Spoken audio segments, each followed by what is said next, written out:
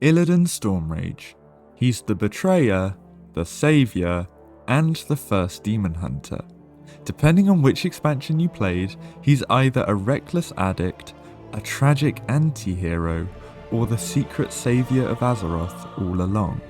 Because Blizzard has not always been consistent with his story. In fact, his lore has been retconned, reframed, and contradicted more than almost any character in World of Warcraft history.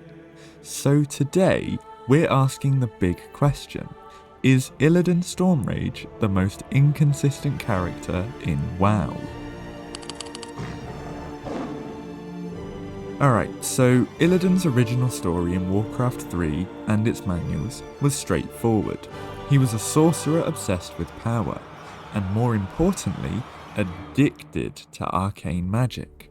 This was a direct mirror of his people's flaws. Illidan wasn't really evil per se, but he was selfish, impulsive, and dangerously reckless. And of course back then his most infamous act was drinking from the skull of Gul'dan. He claimed it was necessary to defeat the Legion, but it was also a massive power grab. He transformed into a demon hybrid, forever marked by his choices. This was of course a big no-no for his people, but Tyrande freed him out of desperation, whilst Malfurion condemned him. Illidan then fled into exile. And that was basically his arc.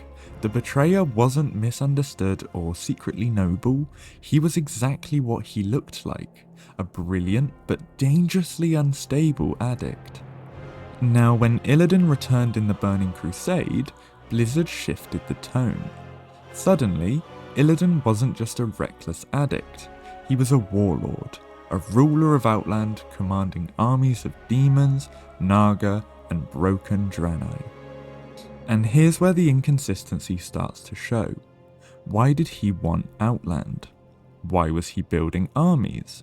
The game itself doesn't make it clear. Some sources hinted he was preparing to fight the Legion, but others pointed at him just being a paranoid tyrant. To players, Illidan looked like a raid boss with no coherent motive. Was he really planning to stop Kil'jaeden? Or was that just an excuse added later to justify his actions? In Burning Crusade, Illidan felt like a classic example of villain written first for gameplay, and explained later through patch notes, novels, and retcons. However, I will say this, arguably the Lich King is probably the best, most well-written boss we've ever had, and I am going to do a slightly more positive video when the time comes.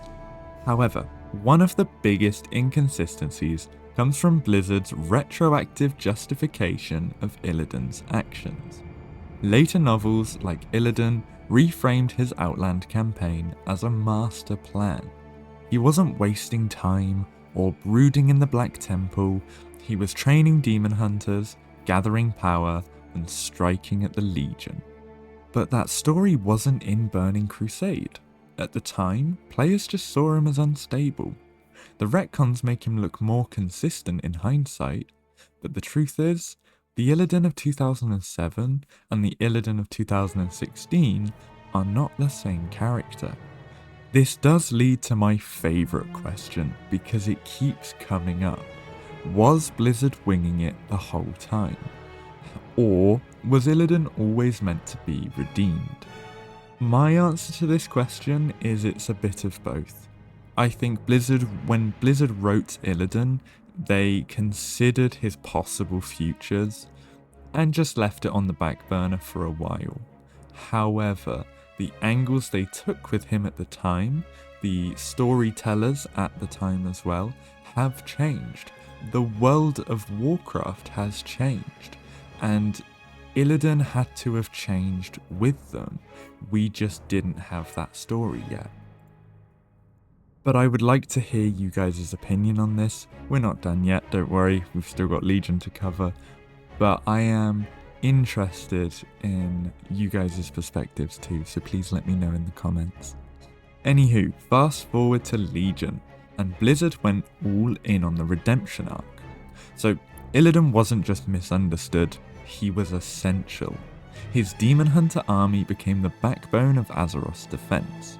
His foresight against the Legion made him the one hero who truly saw the bigger picture.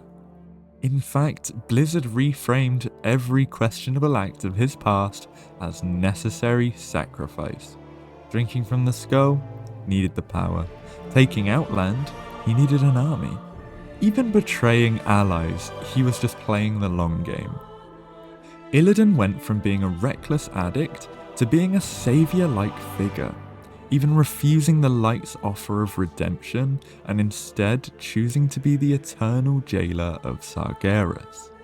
As I've mentioned a few times, Blizzard really knows how to tell a story, but let's be honest, it does directly contradict the unstable betrayer we first met in Warcraft 3.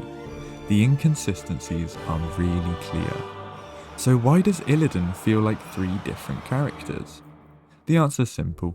Blizzard's storytelling evolved. Because in Warcraft 3, Illidan was written as a tragic, cautionary tale.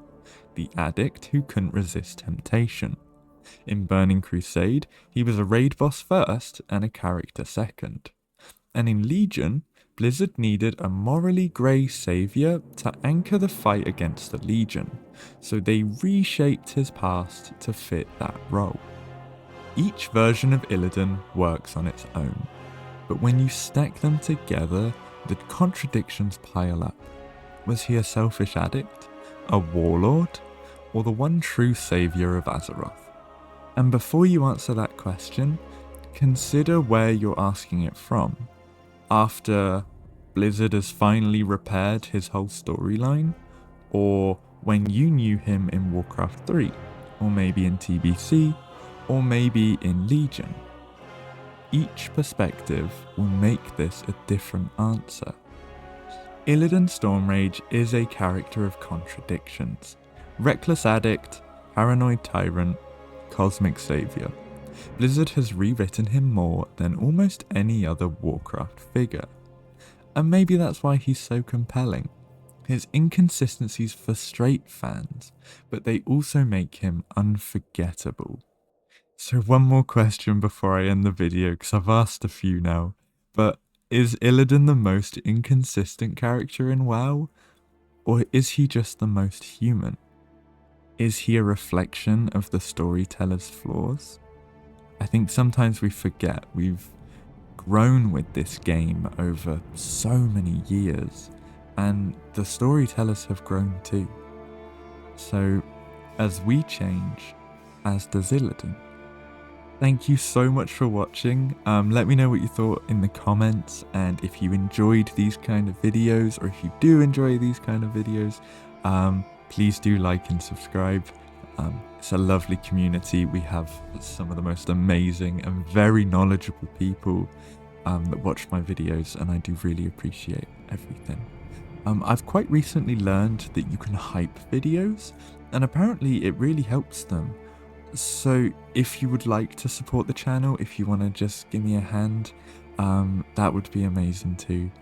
We are trying to grow, reach as greater the WoW community as we can. Thank you so much for watching, and please have a lovely day.